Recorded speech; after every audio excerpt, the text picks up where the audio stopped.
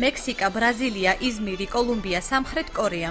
ამ საგასტროლო ტურნეზე აჭარის სიმღერისა და ცეკვის სახელმწიფო ანსამბლს უარის თქმა მოუხდა.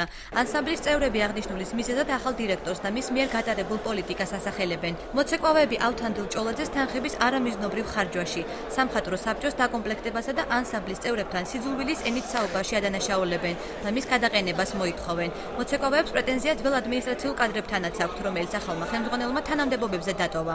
ჩვენ სულით და გულით მივიღეთ ეს ადამიანები, მაგრამ გვემუქრებიან ლიკვიდაციით, რეორგანიზაციით, დაუშვლიათ ანსამბლს და ასეთი რაღაცები. ადმინისტრაცია ისევ ძველი ადმინისტრაცია, დაგროვილია ბევრი პრობლემები, არამიზნობრივი ხარჯვა ბიუჯეტის ანსამბლისა, გასტროლები ჩაგვიშალეს, 4 გასტროლი ქონდა და ჩაგვიშალეს 4-ვე გასტროლი. უწყებებს ვთხოვთ, მიმდინარე წლის 22 ოქტომბრამდე გაათავისუფლოს დაკავებული თანამდებობიდან აჭარის მელიტონ კუხიანძის სახელობის სიმღერისა და ცეკვის სახელმწიფო ანსამბლის დირექტორი ბატონი ავთანდილ ჭოლაძე და ამავე ანსამბლის ადმინისტრაციის მთელი შემადგენლობა. თავად ავთანდილ ჭოლაძე მოცეკვავეების პრეტენზიებს აბსურდულს უწოდებს და აცხადებს, რომ გადაწყვეტილებას ანსამბლის ინტერესებიდან გამომდინარე იღებს. ეს არის აბსურდული ბრალდება. 6-ჯერ 7-ჯერ მივმართე, რომ წარმოედგინათ 3 კანდიდატი სამხატვრო საბჭოში გასაწევრიანებლად, უბრალოდ სამხატვრო საბჭოს წევრად, მაგრამ არ წარმოადგენეს და დავიტოვე ჩემი უფლება, რომელიც ჰქონდა კანონით გათვალისწინებული და შემექმნა დამოუკიდებლად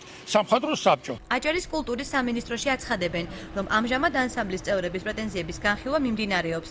იმ შემთხვევაში თუ კი დარღვევები მართლაც დადასტურდა, უწყებაში სათანადო ზომების მიღებას აპირებენ. თუმცა აქვე აცხადებენ, რომ ამ ეტაპზე დირექტორის თანამდებობიდან გადაყენების საკითხი არ განიხილება. თუ დადგინდება, რომ მართლაც არის გადასახედი იგივე სამხატვრო საბჭოს საკითხი, იგივე რაიმე დარღვევა კანონშეუსაბამო მოქმედებები, ყველანაირ ზომას მიიღებს სამინისტრო იმისათვის, რომ სახელმწიფო ანსამბლის მუშაობას ხელი არ შეეშალოს მომავალში.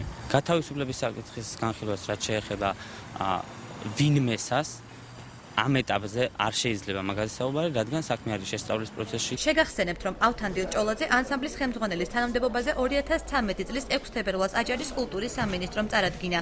აღნიშნულ პროცესს მანამდე წინა ხელმძღვანელის გადაყენების მოთხოვნით აქციები უძღვოდა.